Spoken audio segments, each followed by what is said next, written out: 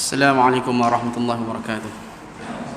A'udzu billahi minasyaitonir rajim. Bismillahirrahmanirrahim. Alhamdulillahirabbil alamin wassalatu wassalamu ala asyrafil anbiya'i wal mursalin Muhammadin wa ala alihi washabbihi ajma'in. Fa fahamna Sulaiman kullan atayna hukman wa 'ilma wa sakharna ma'a Dawud al-jibala was-sabaha wat-tayr wa kunna fa'ilin. Allahumma ij'alna minal mukhlasin waj'alna minat tawwabin waj'alna minal mutatahhirin. اللهم اجعلنا متكلمين باللغة العربية فصحى ومتبحرا في علومها. اللهم فقهنا في الدين وعلمنا التأويل. اللهم فقهنا في الدين وعلمنا التأويل. اللهم فقهنا في الدين وعلمنا التأويل. ربنا آتنا من لدنك رحمة وهيئ لنا من أمرنا رشدا. ربنا آتنا في الدنيا حسنة وفي الآخرة حسنة وقنا عذاب النار. صلى الله على محمد وعلى آله وصحبه وسلم. الحمد لله رب العالمين. آمين آمين يا رب العالمين. أما InsyaAllah pada hari ini kita sambung ilmu yang berkaitan dengan usul fiqh lagi. Sebelum kita masuk dalam fiqh yang bahagian satu, kita kena tahu usul fiqh.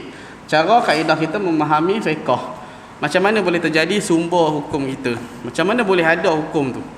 Dan macam mana boleh timbulnya hukum tu. Dan macam mana cara ulama' mengeluarkan hukum. Dan kita tahu apa ciri-ciri ulama' yang layak dalam mengeluarkan hukum. Itu yang paling penting dulu. Jadi barulah kita ambil dalil-dalil yang kita dapat tu untuk kita faham fiqh.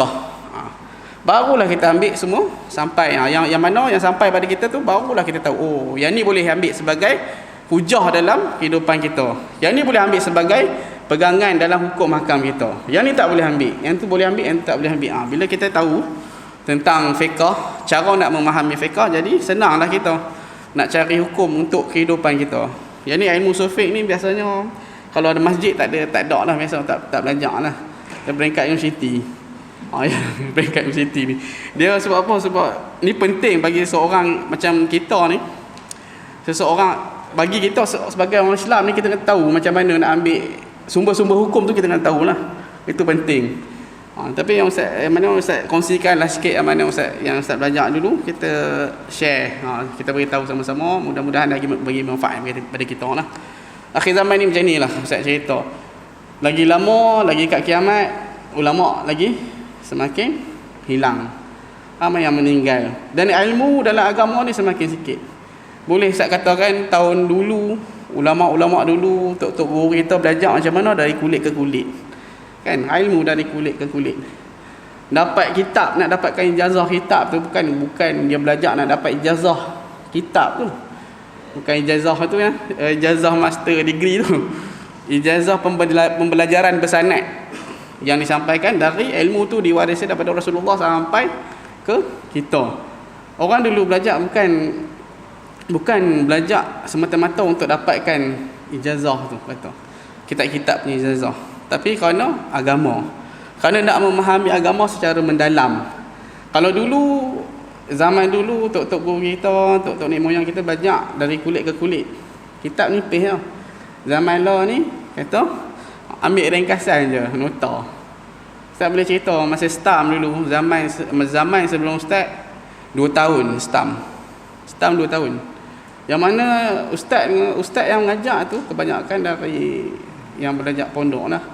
Belajar jauh lah, belajar lama, ada yang pergi Mekah, belajar di sana, ada yang Yaman. 6 tahun, 7 tahun. Dia mengajar kitab Nahu, fiqh, kata fiqh Iqna', kitab Iqna'. Lepas tu Nahu. Semua yang berkaitan dengan tata bahasa Arab, tafsir ke, dari kulit ke kulit. Sebab tu 2 tahun. Tak tahu apa yang keluar dalam peperiksaan. Kemudian barulah keluar peksa, soalan tu keluar. Kena betul-betul tahu semua dalam kitab tu. 2 tahun stam. Zaman Ustaz tu, lepas pada tu setahun. Setahun ni macam mana cara dia? Kitab yang sama, tapi dia ambil point saja, yang penting saja. Jadi yang lain tak baca. Banyak yang penting untuk peperiksaan je lah. Zaman law ni bukan kitab dah. Kitab tebal tak ada lah. Ustaz bagi kertas lah, ringkasan, nota kat budak-budak ni. Itu pun minta lagi Ustaz mudahkan soalan biasa. Macam mana nak alim macam tu? Kata ilmu ni saya tahu bahaya. Kata ilmu ni memang nak belajar. Kita kena cari lah, kita cari. Akhir zaman memang macam tu. Lama-lama panduan lah siapa yang boleh keluarkan fatwa. Dan ni artis-artis yang boleh keluarkan fatwa. Siapa lah ada isu value ke? Itu isu-isu zaman ni semua orang boleh bercakap. Kata masuk Facebook semua jadi hakim. Semua boleh jadi hakim, cakap tentang agama boleh, yang mana tak ada ilmu asal fiqh pun boleh cakap tentang agama, boleh keluarkan pandangan. Itu bahaya akhir zaman ni. Jadi itulah yang mana ada sebanyak sedikit yang boleh saya kongsikan, kita sama-sama lah belajar. Okey. Jadi kita masuk muka surat 15 al-ijma'. Ijma' ni Ustaz akan uraikan, dia mesti bersekali dengan ijtihad dengan mujtahid. Mujtahid ijtihad dengan ijma'. Dia mesti bersekali gitu. Okey, makna ijma', kita ambil kitab ni, kita habiskan ijma' dulu, barulah kita masuk Ustaz akan rungkaikan mujtahid, tentang seorang yang ada autoriti dalam mengeluarkan hukum. Itu. Makna ijma' ialah persepakatan semua ulama mujtahid di kalangan umat Nabi Muhammad sallallahu alaihi wasallam pada satu zaman terhadap sesuatu hukum syarak, kata. Sepakat semua ulama siapa? Mujtahid. Satu orang mujtahid ni, satu orang yang ada kuasa, ada kepakaran dalam mengeluarkan hukum, kata. Di kalangan umat Nabi Muhammad. Masa zaman Nabi tidak ada lah, kata, ijma'. Kerana semuanya kita berpandu pada dua sumber yang hukum asal itu adalah Quran dengan Sunnah. Lepas pada Nabi wafat, barulah ada al-ijma', kata. Ada setengah pandangan ulama kata ada juga ijma' pada zaman Nabi tentang tebusan mana asra. Lepas itu satu tebusan orang yang mana orang yang kafir, orang yang bukan Islam ni, musyrikin yang kena tangkap, dijadikan tebusan. Itu ada juga ijma'. Yang mana Nabi keluarkan satu pandangan yang salah. Yang mana bukan kata yang pandangan Nabi itu menyuruh bahawa dibunuh, tak silap saya, dibunuh ataupun dipenjarakan. Kemudian bercanggah dengan Sayyidina Umar. Kemudian Allah mengeluarkan satu hukum ikut apa yang Sayyidina Umar katakan. Itu salah satu yang berkaitan dengan ijtihad, satu pandangan juga masuk dalam satu ijma' tentang tebusan yang mana kita punya orang panggil orang yang kita tangkap tu. Sama ada nak buat apa, untuk buat kerja amal ke, kita perang-perang dapat tangkap orang bukan Islam ni, nak kurung mereka ke, nak penjarakan, ataupun nak dibunuhkan mereka ni, ataupun nak bagi buat kerja amal, ngajak yang mana ada kepakaran dalam peperangan, dia kena ajak orang Islam. Macam tu. Itu cerita, itu dah mula dari ijtihad. Ijma' ni kita tengok yang mana dalam kitab ni mengatakan, pengarang mengatakan di kalangan mujtahid, di kalangan umat Nabi Muhammad sallallahu alaihi wasallam pada satu zaman terhadap sesuatu hukum syarak. Ini jemaah. Jadi kat sini permasalahan yang ada pada zaman selepas kewafatan Nabi. Dan ijma' ini dinamakan yang mana sepakat semua ulama mengeluarkan hukum.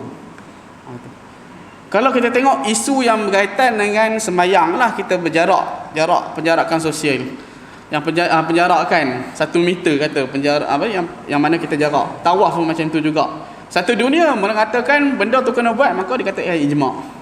Kalau dalam Malaysia sahaja yang berkaitan dengan satu hukum itu, kemudian semua pakai hukum tu, maka itu tak panggil ijma', dia panggil majlis fatwa.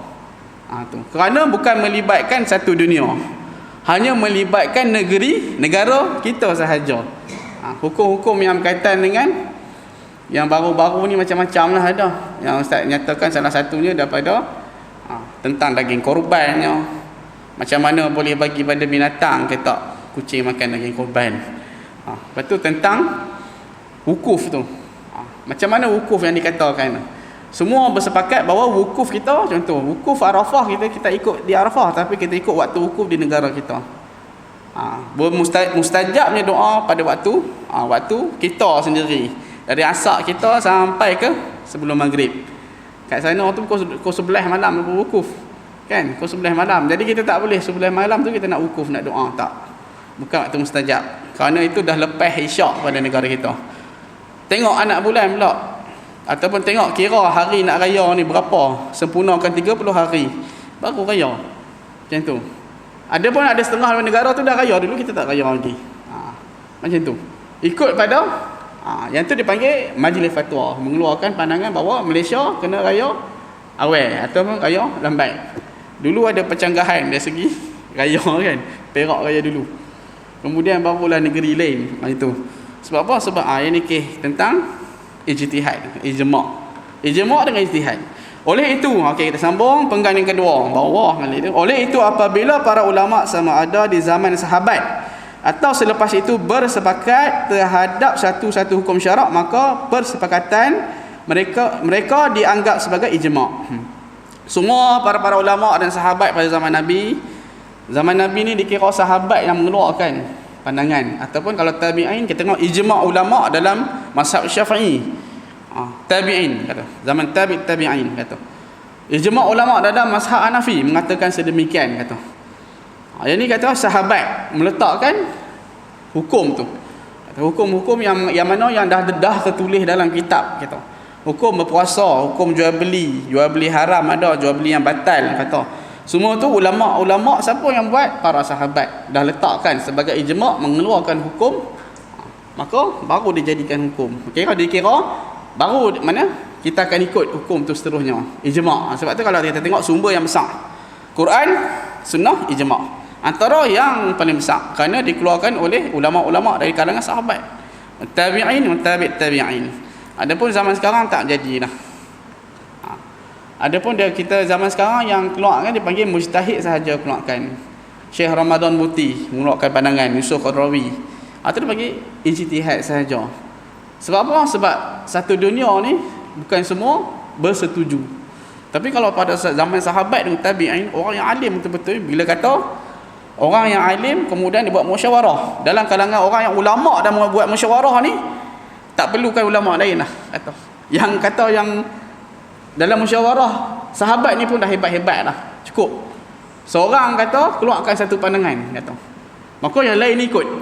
Dalam mesyuarat kata semua setuju, dan semua yang berada negara lain diam saja, maka itu dia jadi hukum keluar atas permasalahan yang timbul tadi. Maka itulah ijma' pada zaman sahabat.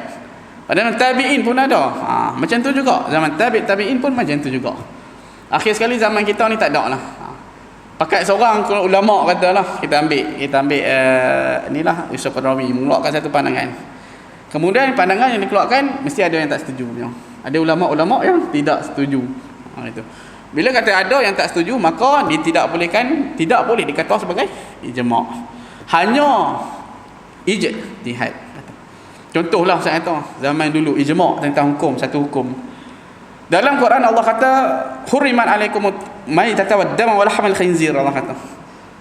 Dalam Quran hanya menyatakan tentang daging babi saja tidak boleh makan. Maka ada di kalangan orang-orang Islam bertanya, macam mana dengan tulang babi, part-part lain tu, kepala dia, lemak dia, boleh pakai tak? Boleh makan tak? Itu yang mana sahabat mengeluarkan pandangan kata bahawa keseluruhan dari semuanya dari khinzir itu tidak boleh dimakan, tidak boleh digunakan pakai, tak ijma'. Maka semua ulama berpandangan sedemikian, tak ada seorang pun yang mengingkari, tak ada seorang pun kata tulang dia boleh makan. Maka itulah hukum yang keluar daripada ijma' ulama. Adapun tentang sentuh, itu berbeza. Dalam hadis ada tak cerita tentang keadaan seorang bila sentuh babi kena buat apa? Dalam Quran ada cerita tak tentang sentuh babi? Sentuh babi atau dalam Quran ada cerita tak kena buat apa? Anjing saja ada. Anjing, idza walaq fihi al-kalbu an yaghtasilu sab'a marrah aw lahunna bi turab. Bila mana kena jilatan anjing pada diri kita ataupun pada satu bekas, maka kena dibaj kata. Kita kena sertu kata. Sama kan dia. 7 kali ayat dengan satu ayat tanah. Anjing saja. Ada ulama kata bahaskan tentang babi macam mana. Babi ada, yang ni kata saya tahu yang antara yang kuat kata bila kering sama kering tak apa. Tak kena sama. Babi tu kering dan tangan kita kering, bila kita pegang tak kena sama. Ini yang paling yang kuat lah antara hujah. Itu dipanggil ijtihad. Sebab apa? Sebab ada yang mengeluarkan pandangan macam ni dan semua tak setuju dengan satu pandangan saja. Ada berbagai cabangan lagi. Macam-macam hukum. Ada orang kata, ada satu ulama mengatakan bahawa kering dengan kering boleh, basah dengan basah pun boleh. babi tu basah, kita basah sangat. Bila kita sentuh dah, maka tak kena sama. Kalau sebaliknya salah satu daripadanya seorang tangan basah, yang babi tu kering, tu kena sama. Kerana najis tu dapat melalui dengan dua-dua tu perbezaan antara. Adalah dia punya hujah dia. Ada dia panggil ijtihad. Adapun tentang daging babi tadi, keseluruhan ulama Allah kata haram. Dalam Quran, haram apa? Kita tengok dalam Quran, haram ni banyak. Hurimat alaikum ummahatukum, kata diharamkan kamu ke atas, diharamkan ke atas kamu, mak kamu, adik-adik kamu, adik perempuan kamu. Haram apa? Sama dengan khinzir tadi, babi. Diharamkan ke atas kamu, khinzir. Perkataan haram tu Allah gunakan. Yang macam mana dengan mak, dengan adik-adik perempuan, diharamkan berkahwin. Berbeza dengan tadi, sama juga dengan khinzir tadi. Allah kata lahmul khinzir, kata diharamkan memakan daging babi. Tapi kenapa Allah panggil daging babi? Itu ada perbahasan. Jadi yang inilah kata mujtahid akan berbincang isu masalah yang ada, kemudian barulah dikeluarkan sebagai permasalahan. Kata bincang tentang permasalahan, barulah diistimbatkan sebagai hukum. Seorang daripada mujtahid yang akan mengeluarkan satu isu dan pandangan. Kemudian semua ulama lain nampak tentang isu tu, kena sepakat, maka sepakat. Dan satu, kalau melibatkan dunia pula, semua satu dunia ulama berpandangan sedemikian, maka dikatakan ijma'. Kalau negeri kita tak panggil ijma', dia panggil apa? Fatwa. Majlis fatwa kebangsaan, muzakarah kebangsaan, majlis fatwa peringkat negeri. Tu kita kena tengoklah kalau orang bagi kat kita sumber tentang hukum-hukum syarak, kata. Jadi kat sini kita nak tahu siapa yang boleh yang mengeluarkan, siapa yang layak dalam mengeluarkan hukum. Okey, kita sambung penggan seterusnya. Okay. Oleh itu apabila ulama sama ada di zaman sahabat atau selepas itu bersepakat terhadap satu hukum syarak, maka persepakatan mereka dianggap sebagai ijma'. Ini para sahabat kata zaman sahabat atau selepas sepakat. Kata mesti ada perkataan sepakat. Hukum beramal dengannya adalah wajib. Yang mana yang kita belajar dalam fiqh yang biasanya kitab yang keluarkan hukum-hukum yang asas itu kebanyakan ijma' antara ulama. Ulama meletakkan macam ni, mengeluarkan hukum macam ni, maka kita beramal dengannya lah. Khasnya dalam bab makanan lah, saya tahu. Bab makanan ni berbeza sangat banyak tentang ijtihad. Sebab tu saya tahu kalau mujtahid ni dia tak boleh kita ambil orang luar masuk dalam negara kita, duduk dalam setahun dua nya, dia nak keluarkan hukum, tak boleh. Dia kena orang kita juga, orang yang memang lahir di tanah kita, orang yang arif tentang amalan di negara kita. Isu, dia tahu isu apa yang ada dah ni. Dia tahu apa permasalahan kalangan umat yang ada pada waktu sekarang. Contoh saya tahu. Sebab apa saya kata macam tu? Dalam bab makanan khasnya. Di Sarawak kata. Sarawak ke Sabah kata. Bagi orang Islam di sana, dia makan ulat sagu kan. Ulat kat pasar pagi ada jual. RM1 dapat 3 ekor. 4 ekor kata. Dia kena satu orang yang mana ulama tu mesti alim dalam negara tu, dia tahu. Jadi bagi orang yang berada di sana memakan ulat tu, apa hukumnya? Siapa orang Sabah tak tahu tak? Orang yang duduk sana dan ulama yang duduk sana kata dia mengeluarkan hukum sebagai harus bagi orang-orang di sana makan ulat sagu tu, kerana itu makanan asasi dia, makanan biasa bagi dia, lauk dia. Orang yang berada di Atlantik pula, saya tahu Alaska lah, kata tempat-tempat iceberg ni, tak ada lembu, tak ada lah, kambing tak ada, yang dia ada anjing laut, singa laut, itu binatang yang dia ada, rusa pun setengah tu ada, tak ada. Adalah serigala. Jadi siapa yang nak, kalau kita ulama kita sudah pasti mengatakan bahawa makan anjing laut itu dengan singa laut itu haram, tak boleh. Tapi kalau kita kata, andai kata ulama kita mengeluarkan hukum di sana, orang sana duduk pakai, dia pun nak makan apa? Dia kena orang ulama dia berada di tempat tu juga, ataupun orang yang memahami keadaan persekitaran di situ, kata duduk sana lah, kata orang sana, ulama sana mengeluarkan bahawa makanan itu halal. Dari segi anjing laut itu halal. Singa laut tu halal. Jangan kita main sini pula, singa laut ada banyak kat sini, dengan je laut kita pergi makan singa laut pula. Dengan je laut. Ulama kita mula akan sebagai hukumnya sebagai haram. Seorang mujtahid ni dia tak boleh ambil orang luar. Dia kena orang yang alim dalam tempat tu untuk mengeluarkan hukum juga. Itu tentang ijma' dan ijtihad kata. Jadi semua seluruh ulama di sana, di mana berada di tempat yang sejuk tadi, tempat yang ais kata halal makanan ni, maka dia halal. Macam tu juga yang di Sarawak tadi, Sabah ke Sarawak. Itu tentang ulat tadi. Kita apa? Kita perak, boyak. Tak ada. Cenjaluk, Melaka, udang yang tak dimasak kemudian diperam. Budu, hukum dia apa? Itu. Makan banyak-banyak benda banyak makruh ni kata. Jadi macam mana? Tapi kalau mana orang sana kata, ini makanan dia biasa.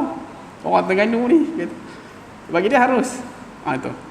Macam kita dia ada berbeza dari segi pemakanan tu. Kalaulah orang Arab, ulama di Arab dia tengok apa yang kita makan ni, dia terkejut dia. Macam-macam benda yang dalam laut kita makan. Segala siput semua kita ngak, sapu habis. Anak ikan sepat pun sapu juga. Itu. Orang kita ni dahsyat. Semua benda kata yang bagi Arab ni aib dia. Benda-benda yang tak makan ni, siput dia tak makan lah. Kerang pun dia tak makan. Kerang. Dia kata benda tu benda yang uyub, kata benda yang aib bagi dia. Maka dia letakkan yang mana yang di tanah Arab letakkan sebagai benda tu haram bagi dia ataupun makruh. Tapi kita sapu kerang dah ni. Tengok kat Mesir ke kat Laut Jordan dia kata besar kerang besar ni. Tak ada orang makan pun. Tak ada orang ambil pun. Kat Laut Merah tu, sepadan Israel, dia Jordan dia bawah lah. Dia di kawasan atas. Kata dia sebelah tu pergi ke Saudi.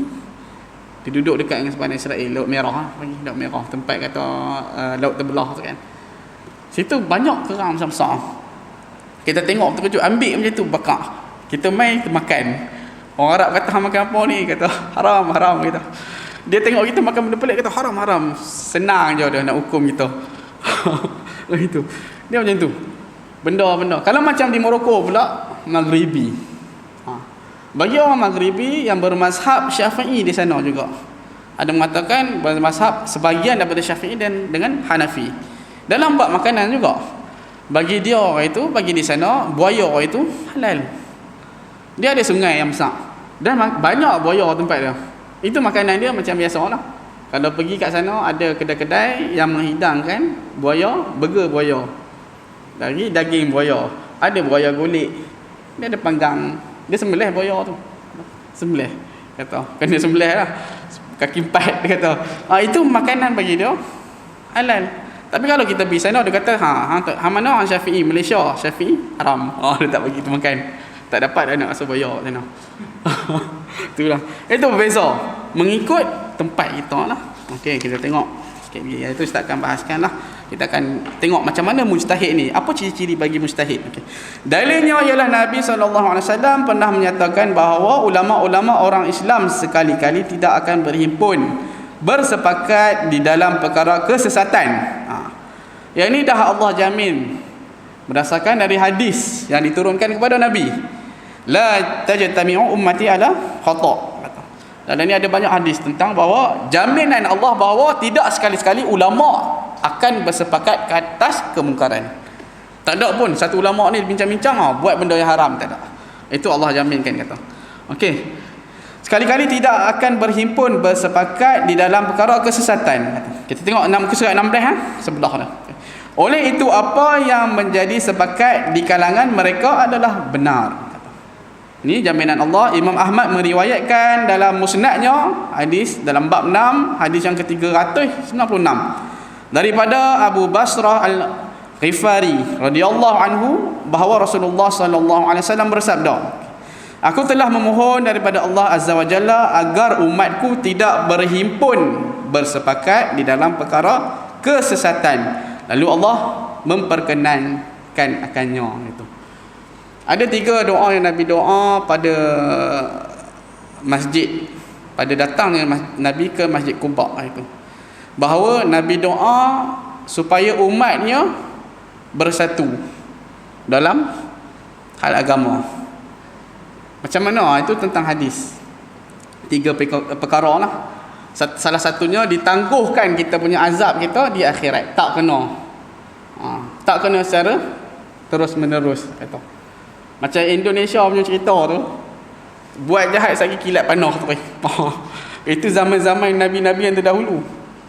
Zaman-zaman Nabi yang terdahulu. Sebab tu kalau kita tengok orang yang kata yang jahat sangat dalam agama, dia memang kata habis dia ada hina Nabi ke apa. Ada setengah tu Allah tak bagi secara terus. Macam biasalah dia mati pun elok tanam pun elok tak ada apa yang celah, nampak zahirnya. Itu yang Nabi doa bahawa umatnya, salah satu yang mana doa Nabi di Masjid Quba, datang ke Masjid Quba, yang Allah perkenankan. Dia tiga Allah tak perkenankan. Salah satunya Nabi memohon supaya azab umatnya itu ditangguh ke akhirat, maka Allah perkenankannya. Salah satunya yang mana Nabi minta pada Allah agar umatnya bersatu dalam menegakkan Islam, itu Allah tak perkenankan. Sebab tu ada banyak firqah, ada banyak kumpulan dalam parti politik kita pun, banyak kumpulan orang Islam. Ini orang ni itu semua orang Islam kata. Yang ni dah sampai 6 kumpulan kata. Orang yang bukan Islam relax kata. Satu kuat ramai orang ni. Kita ada banyak tapi berpecah. Macam tu juga negara-negara Arab. Lepas tu dia terpecahnya Kuwait, Oman, Qatar. Ini kata Saudi tengah berebut takhta, siapa yang layak menjadi raja. Itu macam-macam. Itu Nabi tak, Allah tak perkenankan tentang kesatuan umat itu. Kadang-kadang dalam mesyuarat pun kita tengoklah, bahas parlimen pun tengoklah. Bahas kata tak ada nak cerita pasal Covid, kata duk bergaduh. Bergaduh habis tak ada. Macam tu dalam mesyuarat kita. Dalam mesyuarat kita pun orang ni tak pandai. Dalam orang nak mesyuarat benda simple je. Esok nak makan apa? Nak buat ayat apa? Esok punya program ni nak buat ayat apa? Nak makan apa? Duk mesyuarat dengan orang kata. Contohlah kata. Orang ni kata nak makan nasi ayam, orang ni kata nak makan mi. Orang ni kata nak makan bihun. Dalam 6 orang tu tentang makanan pun bergaduh, dah lama habis mesyuarat je, tak ada apa dah. Tusan tak ada. Esok pula tunda malam pula baru keluarkan tusan. Macam tu. Memang kata Allah dah janjikan dalam hadis.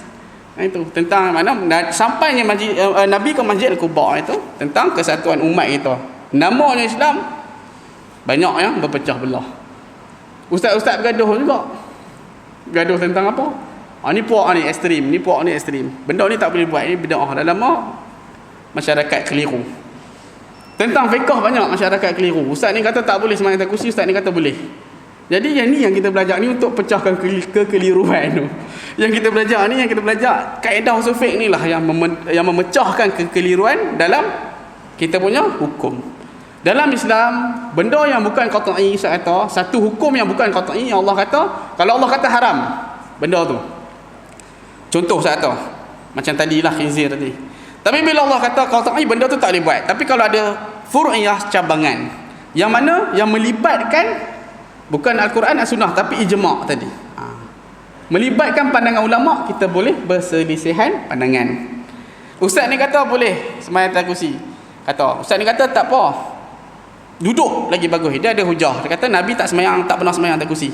Katanya Nabi tak pernah sembahyang atas kursi. Selama Nabi dalam keadaan sakit, sembahyang dalam keadaan duduk. Kata. Diri kemudian tak larat, tu baru duduk. Itu. Kita pegang pandangan dia. Tak apalah. Kemudian satu ustaz lagi kata boleh sembahyang atas kursi. Kerana ulama membahaskan zaman Nabi tu kata kursi yang kata nak buat kursi untuk dipakai ni agak susah lah kata keadaan yang ada pada masjid-masjid terdahulu. Jadi kemudian ulama membahaskan bahawa boleh pula pakai kursi. Kata. Ada hujah-hujah dia kenapa boleh pakai kursi. Jadi kat sini kita nak pegang yang mana? Bila kita belajar fiqh kita tahu bila berkaitan dengan ijma' ataupun ijtihad, satu pandangan yang dikeluarkan oleh ulama, kita boleh berselisih dalam pandangan.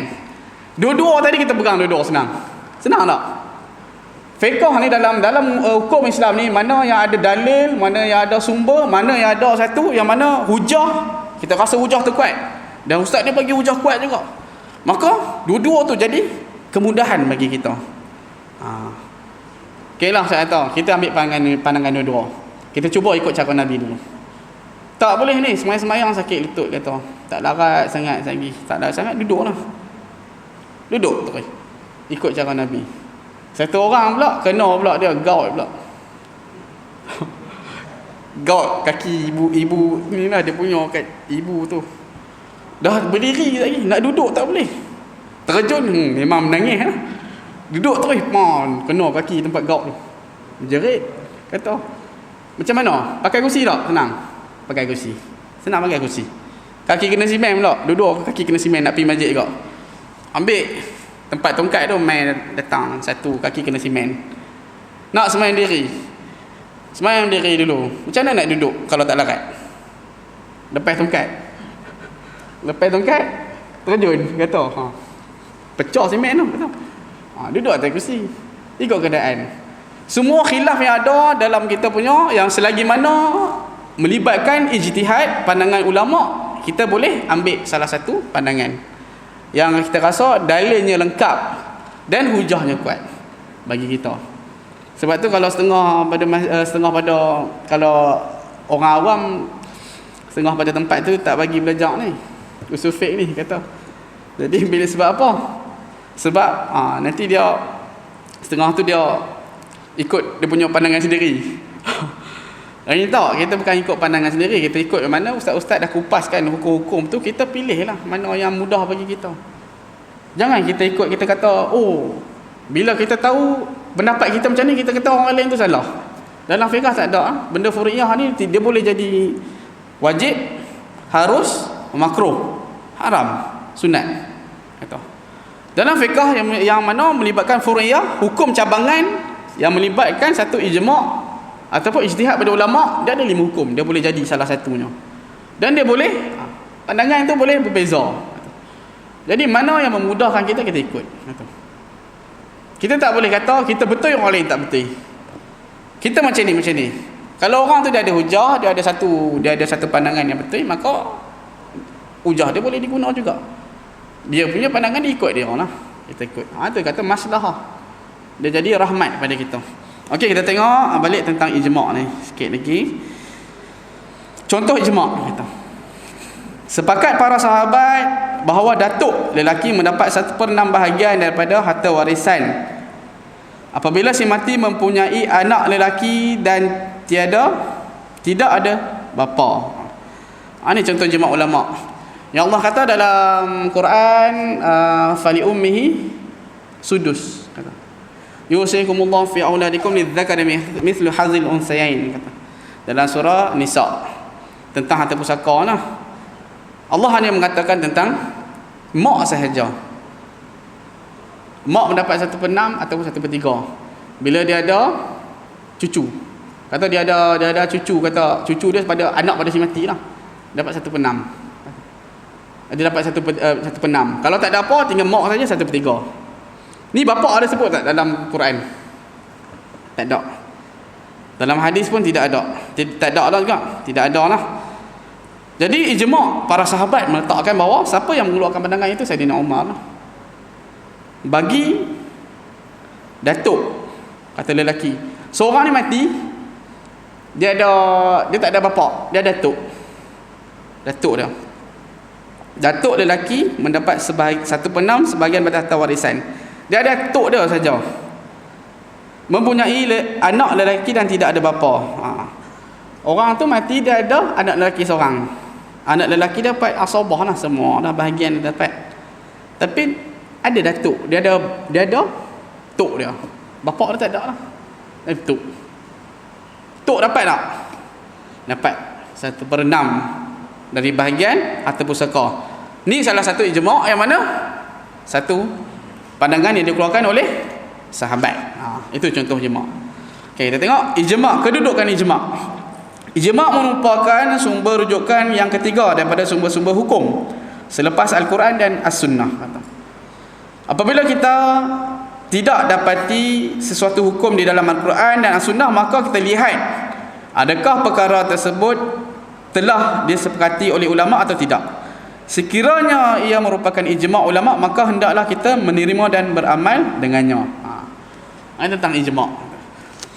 Maka kalau hukum tu tak ada dalam Quran dan Sunnah, maka bila ada ulama' mengeluarkan hukum dan semua disetujui oleh persetujuan ulama', maka kita ambil hukum tu, wajib beramal dengannya. Kalau tak ada, kena ada para mujtahid yang akan mengeluarkan hukum. Okey, yang ni kita nak tahu tentang ijtihad pula sikit dah. Kita ambil satu point lah. Okay, sebelum kita masuk kias. Okey, pengertian ijtihad kata. Kita belajar tentang ijtihad. Ijtihad satu pandangan dikeluarkan oleh mujtahid. Okey, apa maksud ijtihad pada asalnya? Ijtihad berasal daripada kata ijtihad, ijtihada, yang bermaksud menggunakan tenaga sepenuhnya. Tak ada dalam kitab lah, ustaz bagi sumber yang lain kata. Bersungguh-sungguh dalam sesuatu perbuatan atau pekerjaan. Itu maksud dari segi lughatan kata. Menggunakan segala kemampuan. Bersungguh-sungguh tu ijtihad lah kata. Kita ni seorang mujtahid dalam melakukan semayang. Kita kena ijtihad, kena jihad kata. Jihad tu bersungguh-sungguh lah. Jihad pada jalan Allah, jihad ada kata. Ijtihad kata. Perkataan asalnya sungguh-sungguh lah. Bersungguh-sungguh maksud ijtihad. Pengertian istilah pula. Kena istilah dalam fiqh mesti ada lughatan wa istilahan. Kalau orang tanya ke ustaz macam mana tentang doa, kata hukum kata. Hukum doa dalam tandas.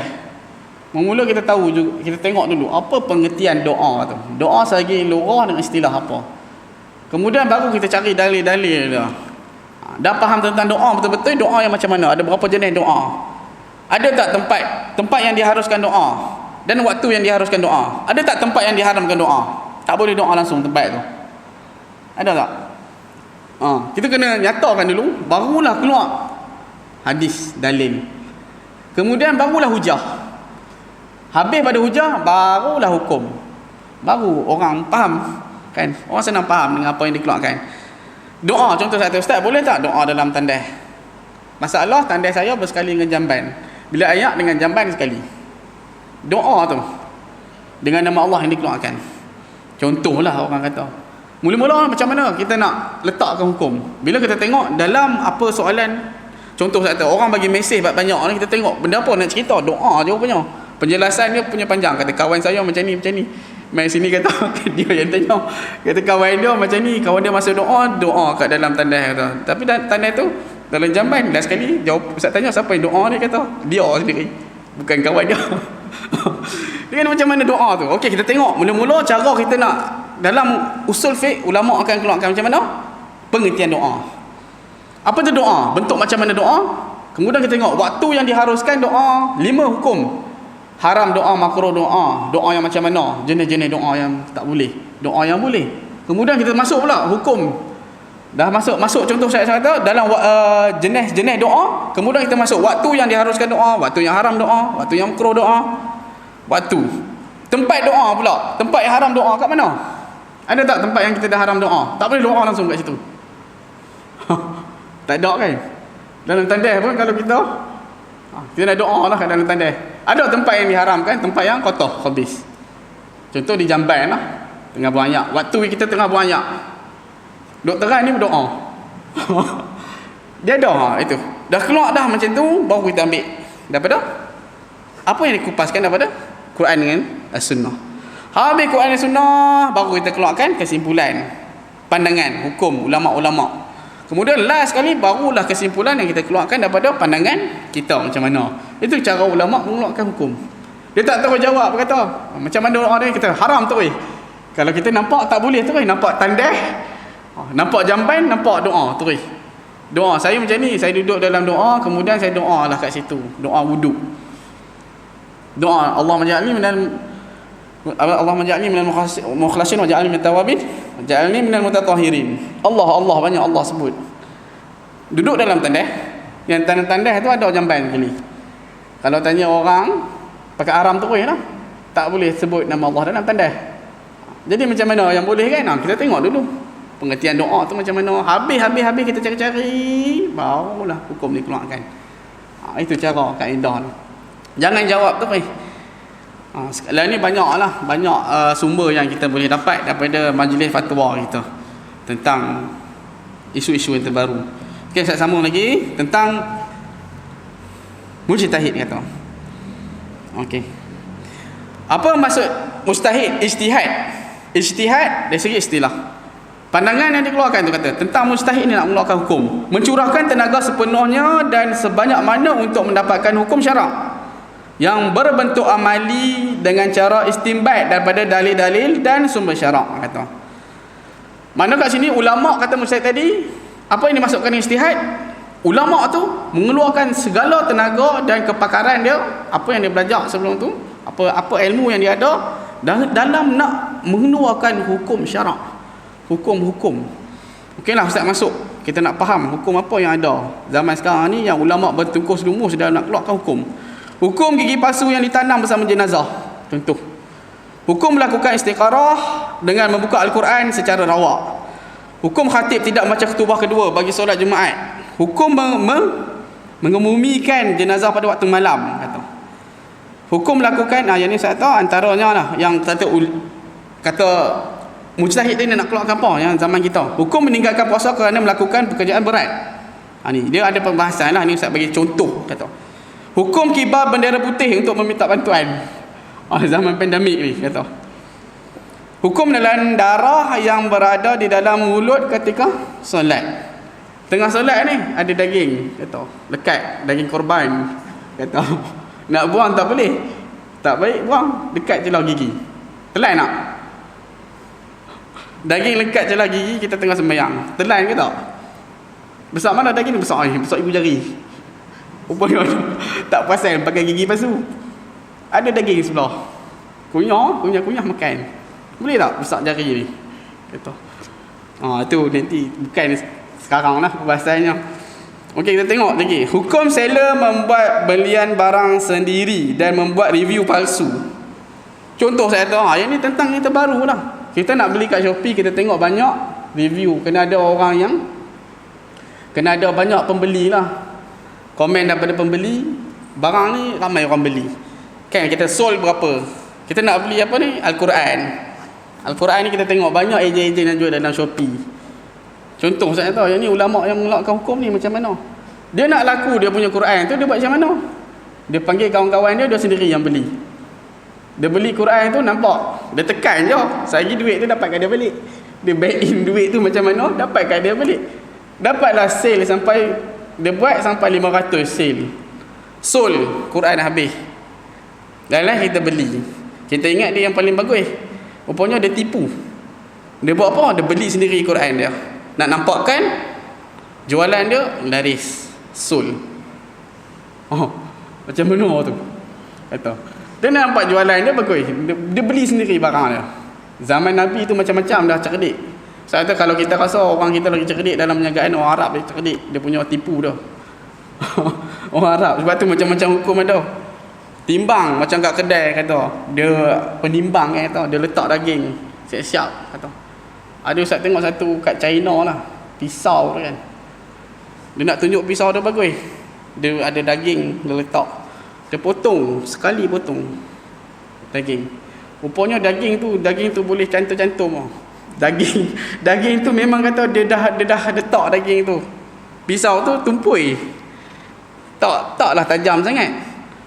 Dia toreh, senang. Rupanya daging tu macam dia dah bawa daging tu siap-siap. Mudah terbelah. Orang tak nampak, dia macam sambung. Potong set tarik. Tengok. Yang ni tentang saya kata review palsu lah. Yang macam mana dia tadi. Dia nak lariskan Quran dia buat lah sampai dia beli sendiri. Orang tengok sold sampai 1,400. Jadi orang pakat beli. Rupanya Quran dia situ paling mahal. 200 lebih, orang semua jual 100 ya. Tapi sold kosong, tak ada kat situ. Orang yang beli online. Dan ni memang orang pandai beli online semua. Sebab musim PKP kan. Saya tahu. Jadi siapa yang mengeluarkan hukum kat situ? Banyak. Hukum pelajar yang belajar sambil bekerja menggunakan wang zakat. Seorang pelajar ni dia bekerja juga, dalam pada masa yang sama dia dapat duit zakat, kata. Hukum hasil keuntungan perniagaan yang menggunakan pinjaman riba sebagai modal, kata. Modalnya. Hukum kahwin cukup rukun sebelum pendaftaran. Macam mana nikah kat Siam? Boleh tak? Sah tak? Rukun cukup tak? Ada orang kata tak sah lah. Kenapa tak sah pula? Rukun 5 cukup dah. Dan ni tak boleh kahwin kat Siam dah. PKP ni. Hukum mempromosikan barangan di media sosial dengan cara memalukan. Dan ni banyak TikTok review orang-orang yang kata founder yang jual barang-barang Tapi dengan mengaibkan diri dia. Orang perempuan khasnya banyak jual-jual barang-barang make up kau. Tapi dia buat macam-macam benda, tapi dengan cara jalan yang memalukan diri sendiri, kata. Banyak kata. Jual beli online kata. Dan ni saya kata ada game boleh beli. Anak-anak yang main game kadang bahaya jaga-jaga. Tu hukum kau nak keluarkan macam mana? Dia je ada setengah anak ni, dia duk main game, satu game ni. Dia kadang-kadang sampai dia asyik dengan game ni, dia duk beli barang dalam game tu. Dalam game tu duk lawan-lawan, ada pedang semua. Dia nak jadi hebat dalam game tu, dia beli pedang-pedang yang dalam game tu semua. Macam mana? Itu hukum dia tu. Jadi hukum suami tinggal di rumah bekas isteri kerana sakit. Ni semua ulama-ulama mujtahid mengeluarkan pandangan tentang isu-isu terbaru. Kan ada baru-baru satu isu ni, kata suami dia dah bercerai dengan isteri dia. Kemudian si anak ni nak menjaga ayah dia. Ayah dia yang sedang sakit. Sedangkan dalam rumah tu mak dia sekali. Dia dah bercerai dah sama isteri. Si anak nak menjaga ayah kerana ayah sakit tua dah. Kemudian duduk dalam satu rumah dengan bekas isteri dia. Kata macam mana? Itu hukum dia. Itu antara pandangan-pandangan yang permasalahan yang dikeluarkan oleh ulama. Itulah yang mana bersungguh-sungguh kata ijtihad, kata mujtahid dalam mengeluarkan pandangan. Okey, kita tengok lagi tak ada. Itu contoh Ustaz bagi. Apa yang mujtahid buat lakukan tentang zaman kita lah ni. Hukum-hukum yang dikeluarkan. Tambah-tambah online ni terlalu banyak lah kata. Okey, B kita tengok. Ada A dengan B tadi. Istilah dari segi ijtihad. Jelas ya? Apa kerja mujtahid tadi? Kata apa kerja seorang yang layak mengeluarkan hukum tadi? Itu tadi dia mengeluarkan. Bukan saja tu, dia ada benda-benda lain lagi melibatkan akidah. Itu hanya pandangan yang dikeluarkan nak bagi masyarakat keluar pada kekeliruan, kata. Mencurahkan segala tenaga untuk mendapatkan hukum syarak daripada sesuatu dalil yang terperinci atau tafsili dengan dari syariat kata. Semua tenaga yang dikeluarkan ini lebih kurang lah kata. C. Usaha seorang mujtahid dengan mengerah segala kemampuan yang ada untuk memperolehi hukum syarak yang berkaitan dengan perbuatan mukallaf melalui cara yang ditetapkan oleh syarak, kata.